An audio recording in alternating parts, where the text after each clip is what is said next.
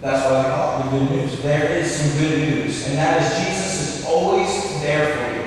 Just bring you to the scripture. It's found in Hebrews chapter 13, verses 5. This is a very, very popular scripture. It says, keep your lives free from the love of money and be content with what you have. Because God said, listen to this, God said, I will never leave you nor forsake you.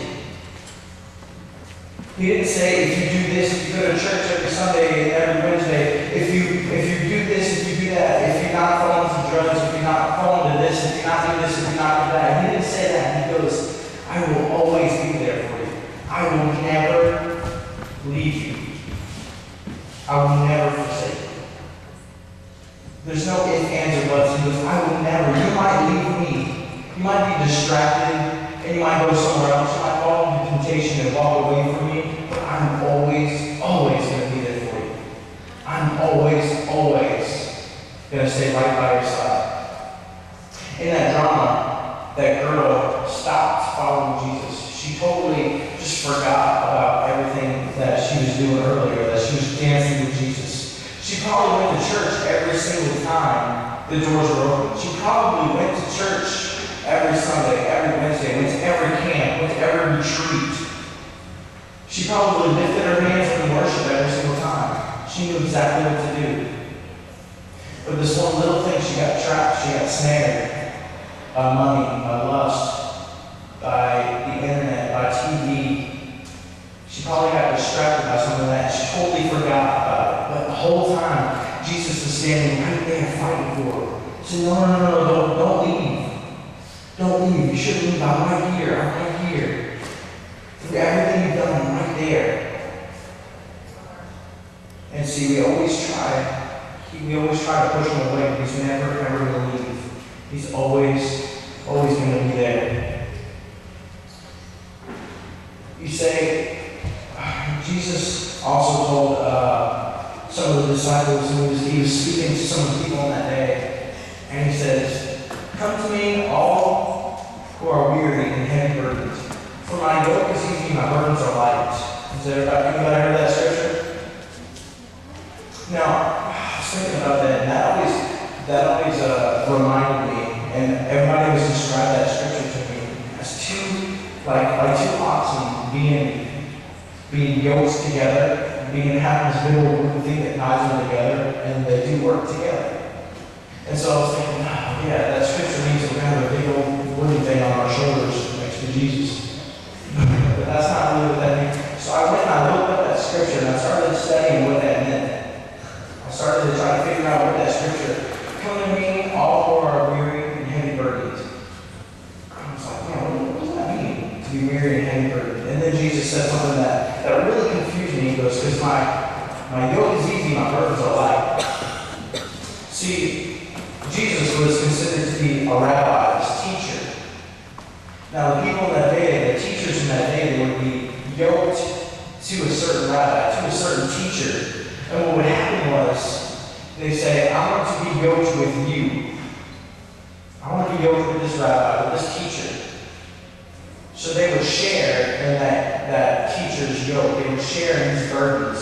And all the time, over and over again, all these rabbis would have this huge list of all these rules that they had to follow. You can't do this, you can't do that, you definitely can't do this. And only on Tuesdays you can do that. And you can't do this. You can only do one or two of those things. And I mean, he had all these lists that you had to follow.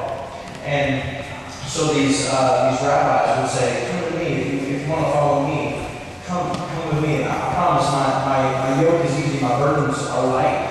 Which means I don't have that many rules that you have to follow. But Jesus said something totally new, totally different. He had a totally new way of thinking. He goes, guys, if you follow me, hey, listen to me, guys. If you come and share with me, if you're tired of all this weight being put on your shoulders, if you're tired of what everybody else around you telling you that you have to do, if you're tired of living up to your standards that everybody else is saying to you that you have to live, saying you have to sleep with this person to be cool, saying you have to do this if you want to get a lot of money, saying if you want to be the star quarterback, then you got to do this. Well, if you want to be popular, you should do this. Man, try this drug. It won't get you addicted the first time. Do this, do that. And Jesus said, if you're tired of that, then come to me.